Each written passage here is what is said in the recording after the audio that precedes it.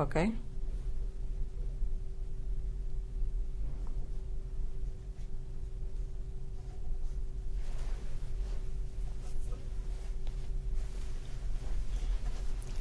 Saludamos a nuestra audiencia que nos sigue en nuestra plataforma digital de Progreso Hispano News y les damos una cordial bienvenida a este nuevo encuentro migratorio contestando sus preguntas de inmigración junto al abogado Douglas. Un placer estar aquí junto a usted nuevamente, abogado. Igualmente, buenas tardes.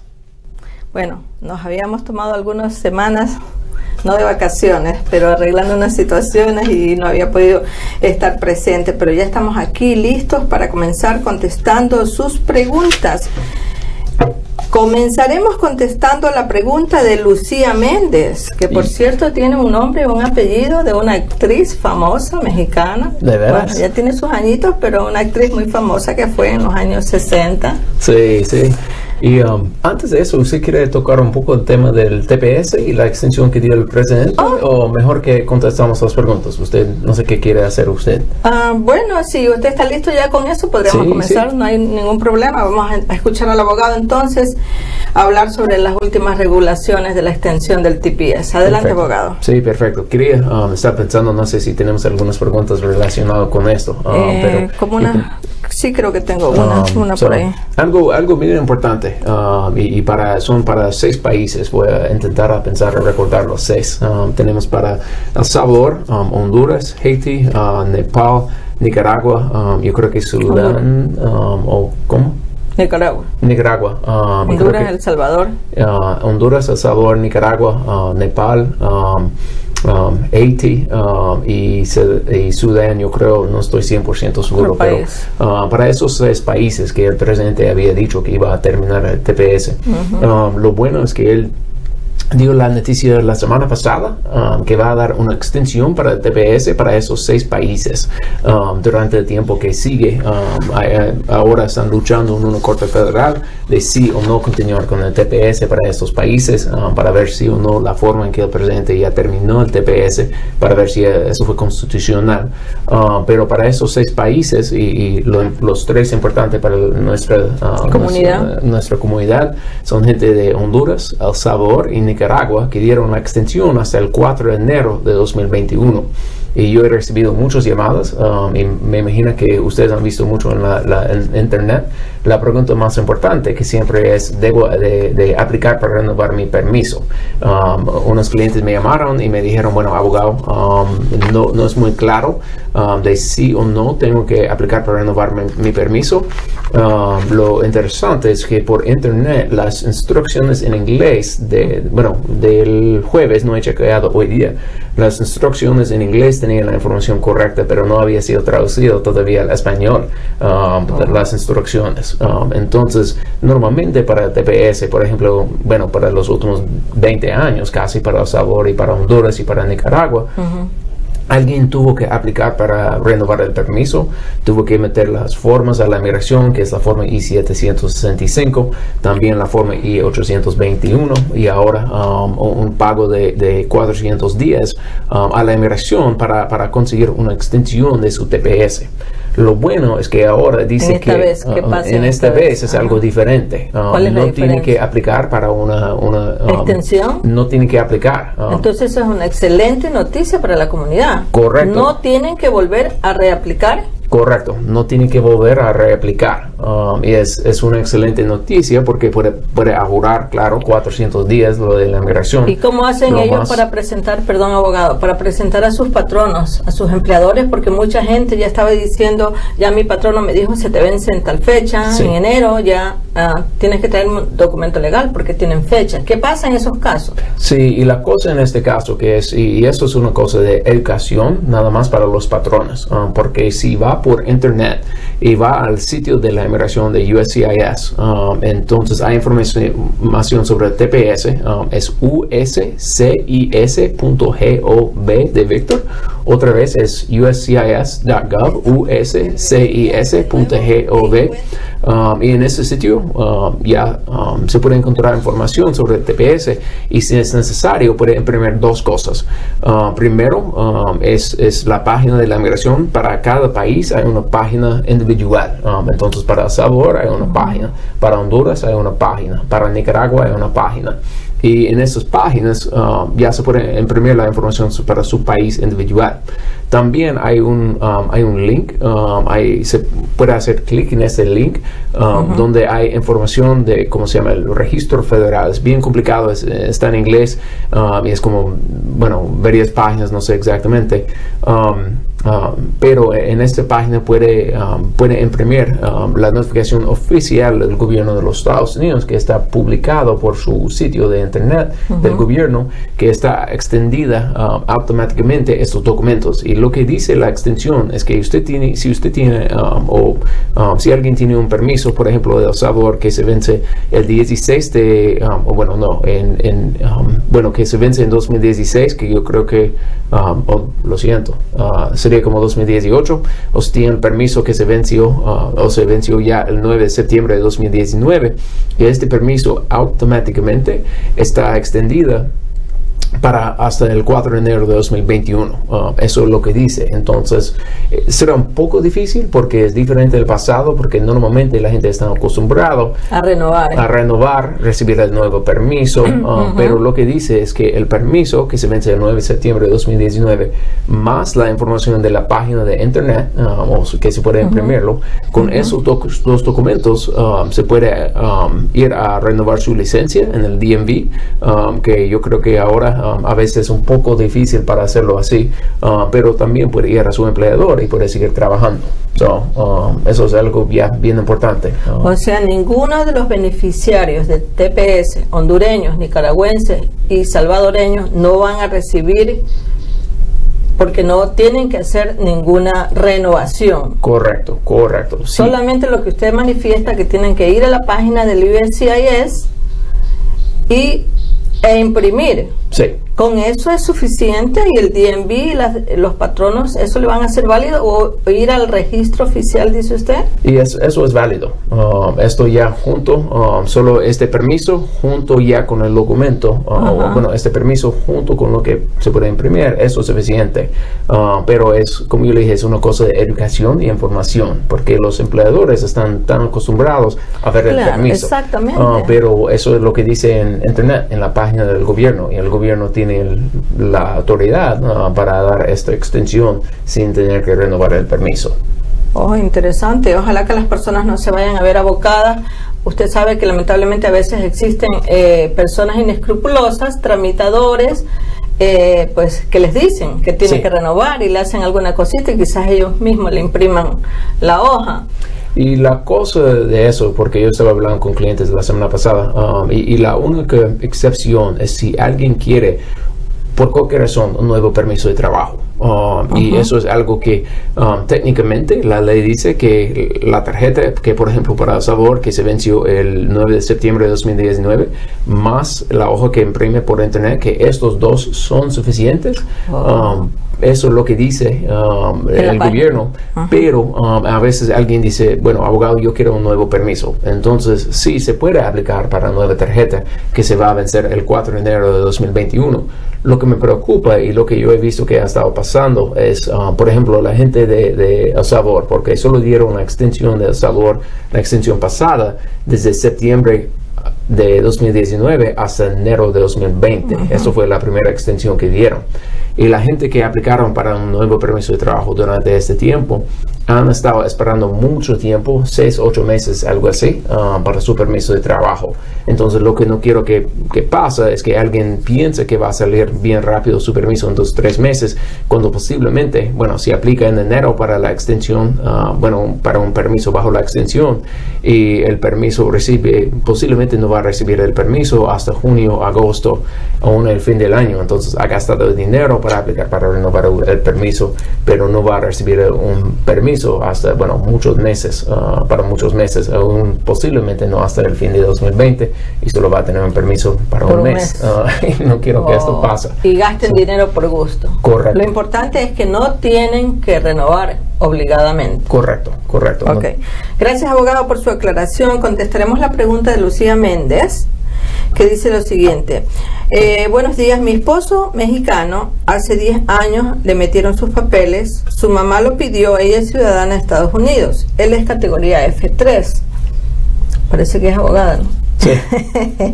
Posible que sí. Posible que sí. Pero hay un detalle en el acta de mi esposo. Mi suegra firmó como María Judith, pero ella no se llama así en el acta de nacimiento de ella. Y en todos los documentos de mi suegra se llama Judith. No sabe cómo se confundió y firmó un acta de nacimiento de mi esposo como María Judith.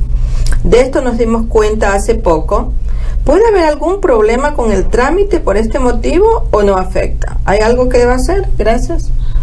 Bueno, gracias, Lucía, por esa pregunta. Y nosotros encontramos esa pregunta con mucha frecuencia, porque muchas veces, tomamos por dado cómo es el sistema de registrar los nacimientos aquí en los Estados Unidos. Normalmente es algo bien rápido y normalmente es correcto. Y normalmente dentro de una semana o algo así, registran los nacimientos. A veces en otros países, cuando están en el campo o algo así, no registran los actas de nacimiento para, un año, 2 años, 10 años, o no tienen los datos correctos en el acta de nacimiento, solo porque, fue algo que, por un error de gente del gobierno o algo así, simplemente son cosas que pasan. Y muchas veces vemos lo mismo, que alguien tiene, nombre de su mamá que no está correcta, o fecha de nacimiento de su papá no está correcto, o, cualquier otro error en el acta de nacimiento. Y en general hay como 2 formas para arreglarlo.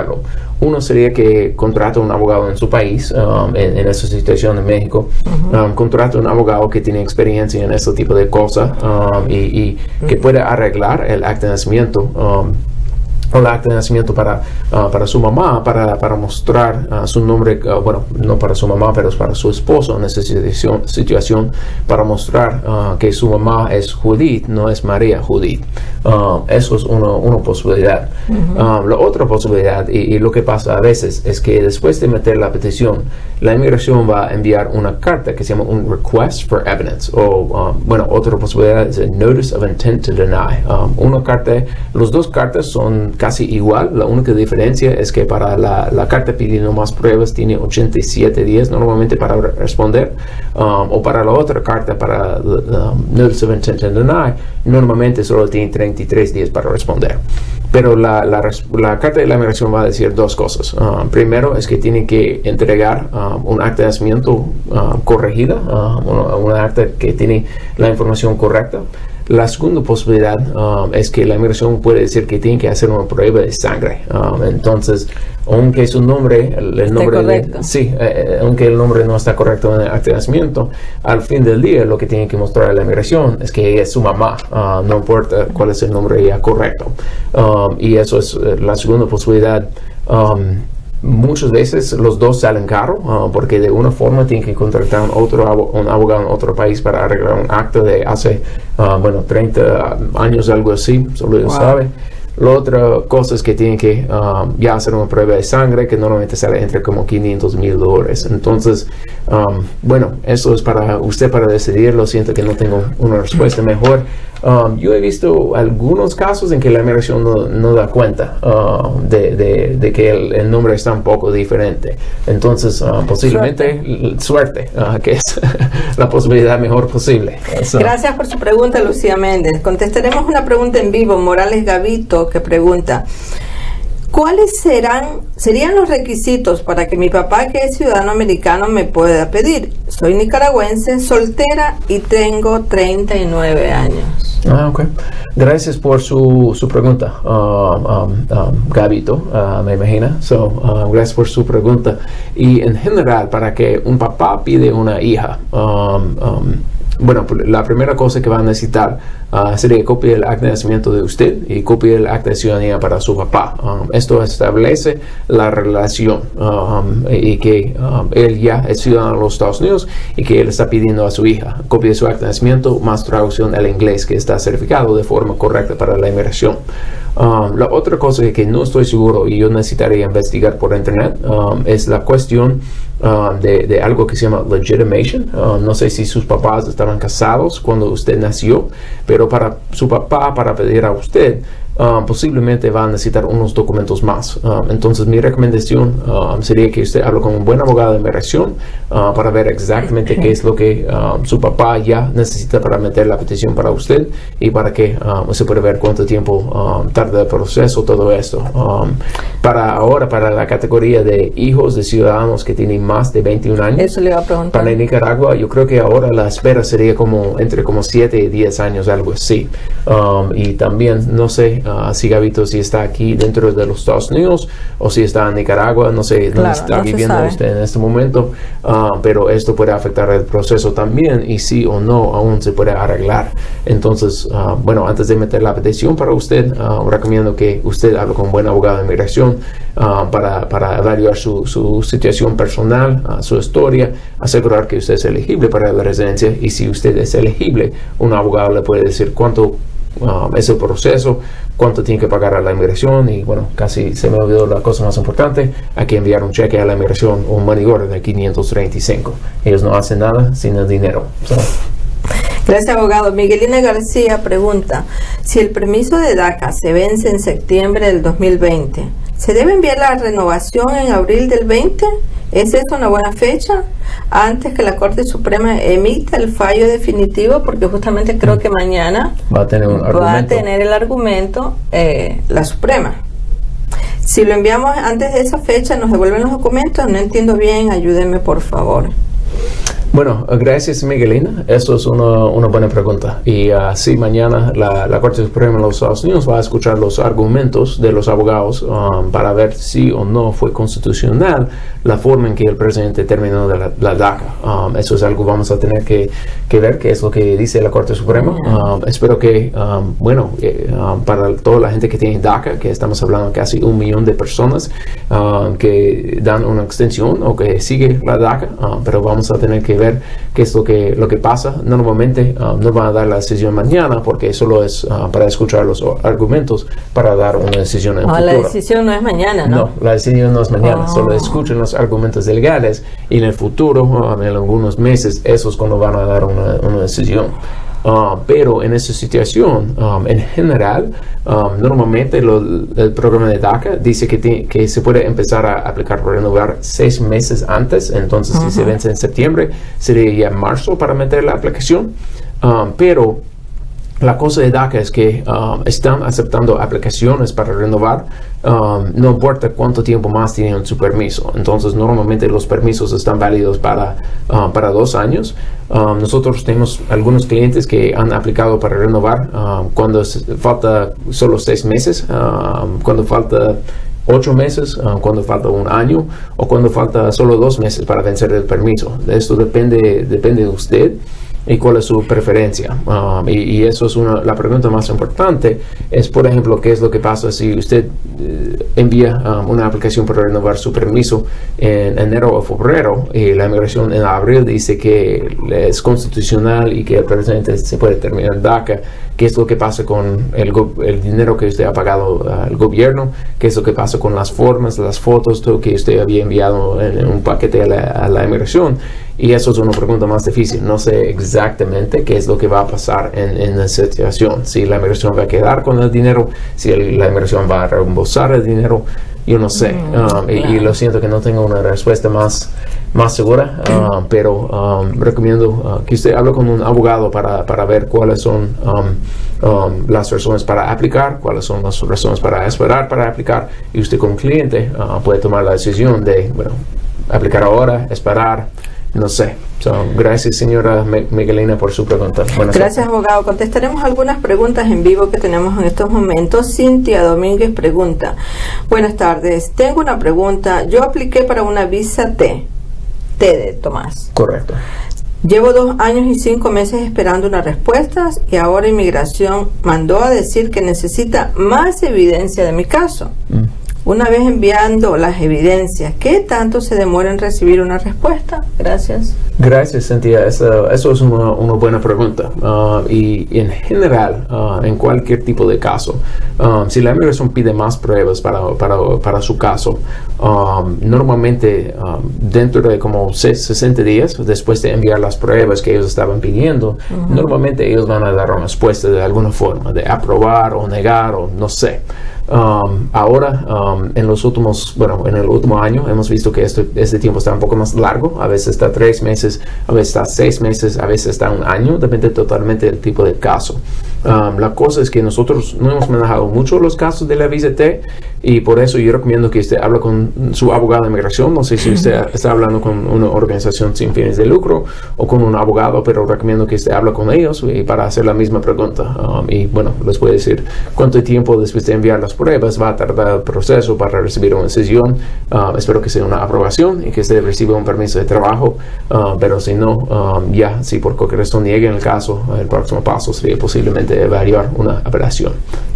Buena suerte con su caso, Cynthia, y espero que usted pueda enviar las pruebas pronto y recibir una decisión ya pronto también de la migración. Gracias, abogado. Contestaremos otra pregunta en vivo de Catherine Janek Pomiano. Dice, ¿cómo aplicar para una visa de estudiante? Gracias. Gracias, Catherine. Y eso es una buena pregunta.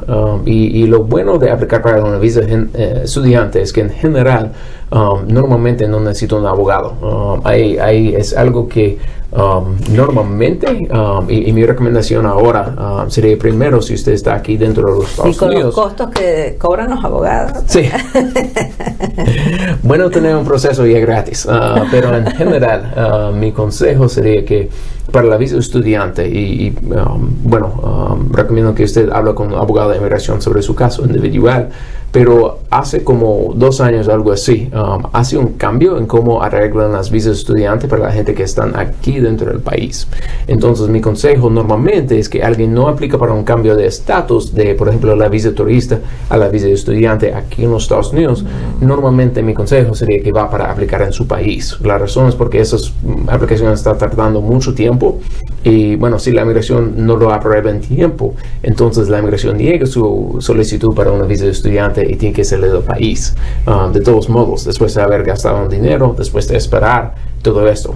Entonces, para aplicar para una visa de estudiante, normalmente necesita, primero encontrar una escuela donde usted va a ir a la escuela. Segundo, habla con su oficina de estudiantes internacionales. Ellos son oficiales que están autorizados por el Department of State, el Departamento del Estado de los Estados Unidos, para ayudar a usted con este proceso. Y tercero, usted va a ir a regresar a su país o cualquier otro país para aplicar para una visa de estudiante, y que tiene una embajada con los Estados Unidos, y va a aplicar para su visa de estudiante en la embajada en este país. Y va a ir a la embajada con un papel para aplicar para la visa de estudiante. Entonces, lo bueno de todo este proceso es que si usted no tiene ninguna mala historia con los Estados Unidos, si la inmigración si el oficial de la escuela dio a usted la forma para aplicar para la visa de estudiante, probablemente no va a tener problemas. Y eso es porque yo digo que realmente es un proceso de encontrar una escuela, ir a hablar con oficinas de estudiantes internacionales, conseguir las formas para entrar a la escuela y después ir a la embajada en su país para aplicar para la visa de estudiante. Eso es porque yo digo que en general no necesito un abogado, pero claro, si tiene más preguntas o si usted piensa que usted va a tener un caso difícil, mejor que hable con un buen abogado de inmigración sobre su caso.